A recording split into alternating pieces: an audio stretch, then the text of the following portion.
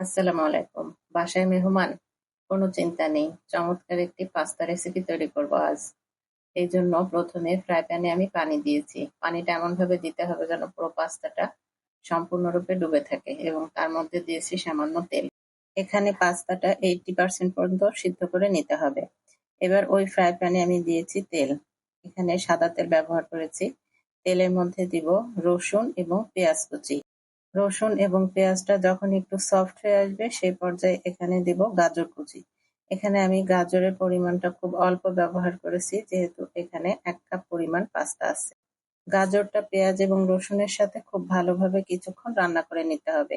আমি কিন্তু বলেছিলাম আজ তৈরি করব খুব সহজ পদ্ধতিতে। সহজ পদ্ধতিটা হলো বাসায় যদি একটু গরুর মাংস আগে থেকে রান্না করা থাকে তাহলে সেই মাংসটা দিয়ে এই পাস্তাটা অতি সহজে তৈরি করে ফেলা যায়। আমি এখানে আগের দিনে রান্না করা কিছু গরুর মাংস ব্যবহার করেছি। এখানে ১ কাপ পরিমাণ গরুর মাংস আছে।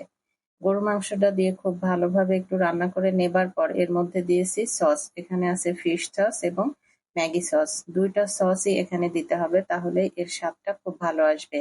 এখানে আরো ব্যবহার করেছি আমি ১ টেবিল চামচ পরিমাণ কালো গোলমরিচের গুঁড়া, টমেটো এবং কাঁচামরিচ। সম্পূর্ণ মসলাগুলি দেবার পরে মসলার সাথে প্রত্যেকটা জিনিস খুব ভালোভাবে একটু সময় নিয়ে রান্না করে নিতে হবে। বাসায় রান্না করা খাবারও কিন্তু রেস্টুরেন্টের মতো স্বাদ আনতে গেলে কিছু সিক্রেট জিনিস ব্যবহার করতে হয়। তার মধ্যে আছে চিকেন পাউডার। এখানে আমি ১ টেবিল চামচ পরিমাণ চিকেন পাউডার ব্যবহার করেছি। আর এই চিকেন পাউডার ব্যবহার করার ফলেই হুবহু রেস্টুরেন্টের মতো স্বাদ আসবে। বাসায় রান্না করা খাবারও যদি রেস্টুরেন্টের মতো স্বাদ আনতে হয় তাহলে অবশ্যই এই মসলাটা ব্যবহার করতে হবে। এখানে আমি ১ টেবিল চামচ পরিমাণ ব্যবহার করেছি। আপনারা যদি পরিমাণে কম থাকে তাহলে আরো কম ব্যবহার করলেও চলবে।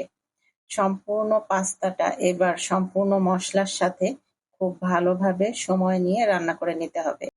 পাস্তাটা যখন সমস্ত মসলার সাথে খুব ভালোভাবে মিশে যাবে সেই পর্যায়ে এখানে আমি ব্যবহার করেছি ১ চা চামচ ম্যাগি মসলা। এই ম্যাগি মসলাটা ব্যবহার করার ফলে সম্পূর্ণ পাস্তাটার টেস্টটাই চেঞ্জ হয়ে যাবে এবং এত মজা হয় খেতে আপনারা তৈরি করে না খেলে সত্যিই বুঝবেন না।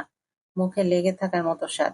ম্যাগি মসলাটা দিয়ে আরো একটু সময় নিয়ে ঢাকা দিয়ে আমি রান্না করে নিয়েছি।